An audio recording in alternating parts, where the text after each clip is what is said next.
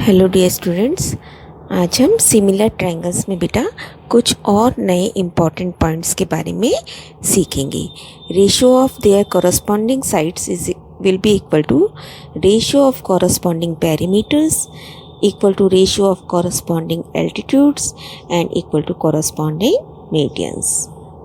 That means देखिए, ये हम जानते हैं कि अगर हमारे पास दो सिमिलर ट्रायंगल्स हैं, समरूप त्रिभुज हैं, तो उनकी संगत भुजाओं का रेशो सेम होता है। जैसे यहाँ पे A B C is similar to D E F, that means A B will be equal to D E, A C D F and B C upon D F. ये हम सीख चुके हैं बेटा, है ना। इनकी की साइड्स का रेशो सेम होता है। अब हम सीख रहे हैं कि अगर हम इनका पेरीमीटर निकालें दोनों ट्रायंगल्स का, तो उनके बीच में भी वही रेशो होगा जो उनकी साइड्स के बीच में होगा। नेक्स्ट, अगर इनके एल्टीट्यूड्स ड्रॉ किए जाएं, शीर्ष लंब 90 डिग्री का कोण बनाया जाए, तो उनका रेशो भी वही होगा जो उनकी साइड्स के बीच में था। जैसे यहाँ पे इस शीर्ष लंब का रेशो इसके कॉरस्पॉन्डिंग वही होगा जो इनकी साइड्स का था। ऐसे ही माध्यिकाओं के लिए है बेटा, मीडियंस के लिए माध्यिका क्या होती है? जो सामने वाली भुजा के मध्य बिंदु को उसके सामने के शीर्ष से मिलाती है ना। तो इन संगत माध्यिकाओं का रेशो भी संगत भुजाओं के रेशो के बराबर होगा। ये बात हमें ध्यान रखनी है। दैट मीन्स हमने क्या सीखा कि साइड्स का कॉरस्पॉन्डिंग साइड्स का रेशो इक्वल है कॉरस्पॉन्डिंग पेरीमीटर्स की, कॉरस्पॉन्डिंग एल्टीट्यूड्स की और कॉरस्पॉन्डिंग मीडियंस की। भुजाओं का अनुपात परिमाप के अनुपात के भी बराबर है, संगत शीर्षलंब के अनुपात के बराबर होगा और संगत माध्यिका के अनुपात के बराबर। तो इन शॉर्ट बेटा, वेरी इंपॉर्टेंट, मैं आपको बता रही हूँ, आपने क्या याद रखना है? S P A and M क्या बन गया? स्पैम, है ना। तो देखिए, S से क्या बना? साइड्स। S से हमारा क्या बनेगा? साइड्स।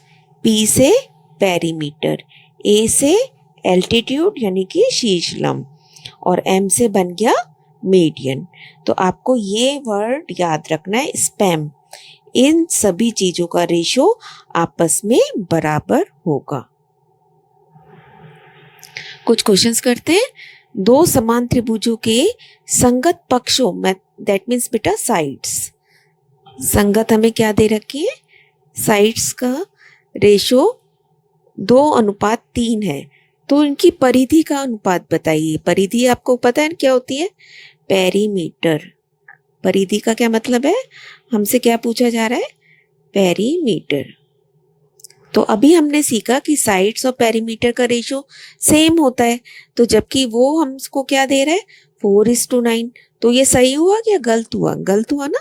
इसका रेशो कितना होगा? जितना साइड्स का है, 2:3। तो हमारा ये आंसर, इसका मतलब 4:9 is wrong. Correct answer will be 2:3।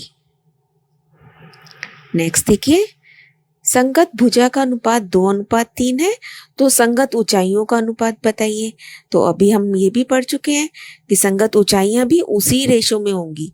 ऊंचाइयां मतलब शीर्षलंब, तो इसका भी रेशो कितना होगा? Answer is 2:3। नेक्स्ट देखिए, माध्यिकाओं का अनुपात 5:7 है, तो भुजा का अनुपात बताना है, साइड का रेशो बताना है बेटा। अब की बार मीडियंस का दिया हुआ है हमें, तो अभी हम सीख ही चुके हैं, हमें पता है स्पैम, है ना। इसमें साइड भी आ रहा है, मीडियन भी आ रही है, तो वही रेशो होगा जो यहाँ पे है। तो आंसर विल बी 5:7। नेक्स्ट देखते हैं, कुछ डिफरेंट है क्वेश्चन। Find angle QPR। तो पहले तो देखते हैं है कौन सा? QPR, ये वाला कोण है ना। तो इसे फाइंड आउट करना है हमें, जो कि मेजरमेंट आपको दे रखे हैं। तो सबसे पहले देखिए बेटा, ये छोटा ट्रायंगल हम देखेंगे PAR। ये एक समकोण त्रिभुज बना दिख रहा है हमें, क्योंकि 90 डिग्री का कोण है और दो भुजाएं भी दे रखी हैं। तो पाइथागोरस थ्योरम हम सीख चुके हैं, उसकी हेल्प से हम इसका कर्ण निकाल लेंगे। आप लिखेंगे ट्रायंगल PAR एक कैसा त्रिभुज है? राइट एंगल ट्रायंगल है ना। देयरफॉर इसका कर्ण का क्या नाम है? PR का square will be equal to PA का स्क्वायर प्लस AR स्क्वायर, है ना। अब इनकी वैल्यूज रख देते हैं। PA 6 दिया हुआ है हमें, प्लस जो मैंने आपको पाइथागोरस ट्रिपलेट बताए थे, आपको अगर याद है तो बेटा उसके अकॉर्डिंगली आप बिल्कुल डायरेक्ट आंसर निकाल लेंगे। 6, 8, 10 का पेयर होता है, तो PR आपके पास आ जाएगा √100 एंड दैट इज 10 cm, है ना। 6, 8, 10, क्योंकि बेसिक आपको पता है ना 3, 4, 5 का एक ट्रिपलेट था, तो इसका डबल कर देंगे अगर हम 6 से 10 मिल जाएगा। तो फटाफट आप MCQ में ये निकाल लेंगे कि ये साइड मेरी 10 है। अब देखिए बेटा, अब इस बड़े वाले ट्रायंगल को कंसीडर कीजिए QPR। इसमें क्या है, इसका कर्ण जो है वो हमें मिल गया। अभी हम इसे कर्ण नहीं कहेंगे क्योंकि हमें ये पता नहीं है कि अभी ये कर्ण है या नहीं है। इसमें एक साइड हमें मिल गई है सबसे बड़ी वाली QR 26 सेंटीमीटर, QP कितना मिल गया है 24 cm, और एक PR लाइन हम अभी निकाल चुके हैं दैट इज 10 cm। तो ये क्या पेयर और ट्रिपलेट होता है बेटा? 24, 26, 10 का। ये भी एक पाइथागोरस ट्रिपलेट है।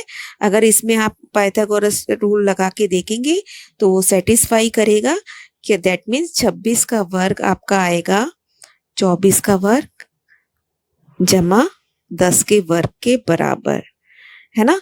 देयरफॉर ये ट्रायंगल कैसा है? देयरफॉर QPR एक समकोण त्रिभुज हो जाएगा। लिखेंगे आप समकोण त्रिभुज है, एंड देयरफॉर समकोण कहाँ पे बनेगा बेटा? इसी पॉइंट पे, क्योंकि सबसे बड़ी भुजा के सामने का कोण समकोण होता है। तो हमारा कौन सा एंगल मिल गया हमें समकोण? Angle QPR is equal to 90 degree.